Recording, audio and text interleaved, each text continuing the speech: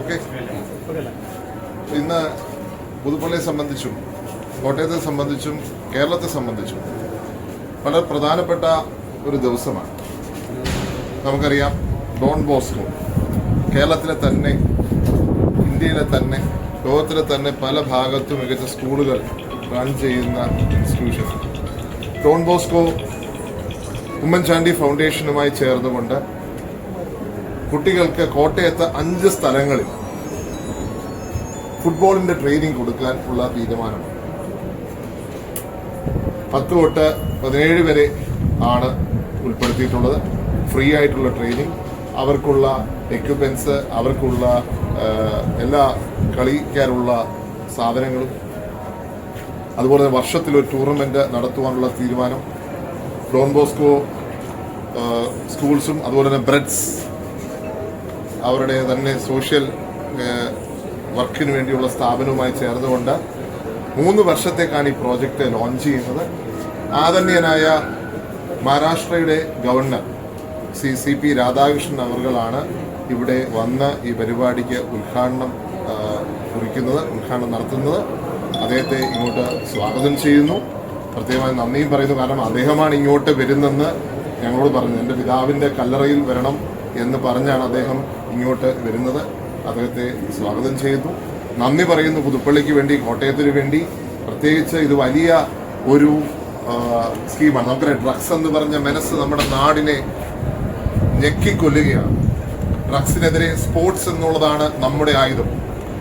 നിങ്ങൾക്കറിയാം, ഇതിനകത്ത് ഒരു ടർഫ് 5 കളിസ്ഥലങ്ങളിൽ ഒരു ടർഫ് ഉമ്മൻചാണ്ടി ഫൗണ്ടേഷന്റെ ടർഫാണ്. ഞങ്ങൾ 1.5 വർഷക്കാലമായി ഈ ഒരു പ്രവർത്തനത്തിലാണ്. അപ്പം ഞങ്ങളോട് ചേർന്ന് പ്രവർത്തിക്കുവാൻ ഡോൺ ബോസ്കോ ഗ്രൂപ്പ് ഓഫ് സ്കൂൾസും ബ്രെഡ്സും ഒക്കെ വന്നതിനുള്ള അതിയായ സന്തോഷം.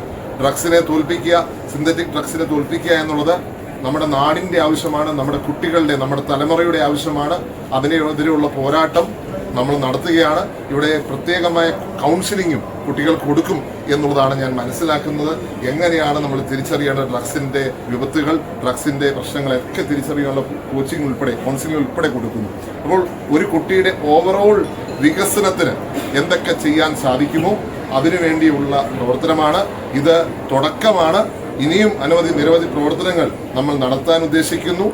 പൊതുസമൂഹത്തിന്റെ കൂടി പിന്തുണ ഞാനിതിലേക്ക് അഭ്യർത്ഥിക്കുകയാണ്. നമ്മുടെ കുട്ടികൾക്ക് വേണ്ടിയുള്ള വലിയ ഒരു പ്രവർത്തനമാണ്. നമ്മുടെ തലമുറകളെ സംരക്ഷിക്കുവാൻ, നമ്മുടെ അമ്മമാരെ കണ്ണുനീർ കണ്ട് ആ അമ്മമാരെ സംരക്ഷിക്കുവാൻ വേണ്ടിയാണ് ഇതെല്ലാം തയ്യാറാക്കുന്നത്.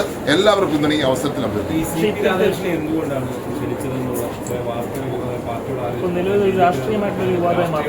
അദ്ദേഹം ഗവർണറല്ലേ?